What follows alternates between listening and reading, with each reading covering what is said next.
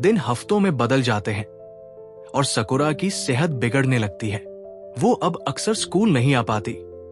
Haruki के मन में बेचैनी बढ़ती है और वो उसे घर पर देखने जाता है।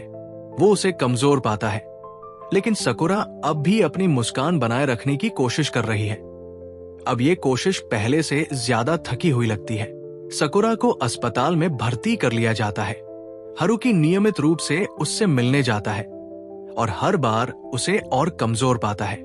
पहले जो कमरा उसकी हंसी से गूंजता था, अब एक गहरी चुप्पी में डूबा रहता है। उसकी सेहत गिरती जा रही है, लेकिन उसकी आत्मा में अभी भी एक छोटी सी लौ जल रही है। वो अब भी धीमे स्वर में बातें करने की कोशिश करती है। एक मुलाकात के दौरान सकुरा हारुकी को एक सपना बताती है जो उसने देखा। एक साधारण सामान्य भविष्य जहां वे बस दोस्त होते, बिना उसकी बीमारी की परछाई के। हारुकी उसे ध्यान से सुनता है, उस भविष्य की चाह से जो कभी साकार नहीं हो पाएगा।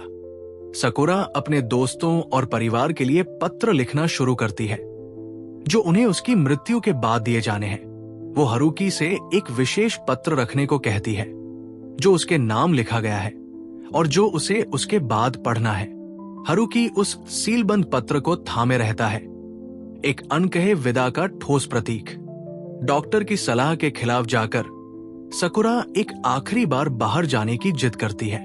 बेहद कमजोर लेकिन दृढ़ संकल्प के साथ वो और हारुकी उस जगह जाते हैं जो उनके लिए खास रही है। शायद वही मिठाई की दुकान जहां वे पहली बार गए थे। वातावरण भावुक होता है, मीठी यादें और वह चुपचाप समझ जो उनके अंतिम विदा की गवाही देती है। अस्पताल लौटने के बाद सकुरा की हालत तेजी से बिगड़ती है।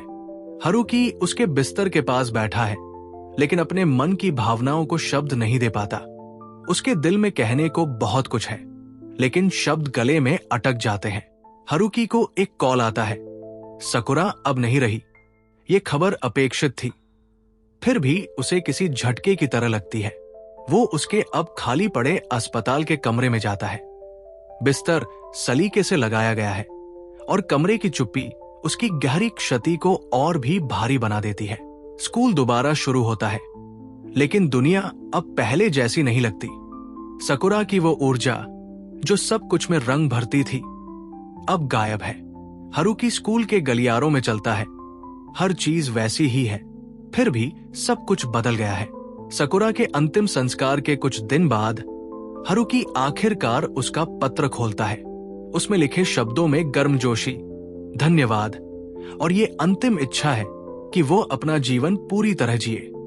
ये पत्र उसे सांत्वना भी देता है और एक नई वेदना भी। पत्र के माध्यम से हारुकी को पता चलता है कि सकुरा उसकी सबसे अच्छी दोस्त क्योको से भी जुड़ना चाहती थी। उसे एहसास होता है कि अपनी अंतिम घड़ियों में भी सकुरा दूसरों से जुड़ने की कोशिश कर रही थी और उसके होने से कितने लोग प्रभावित हुए।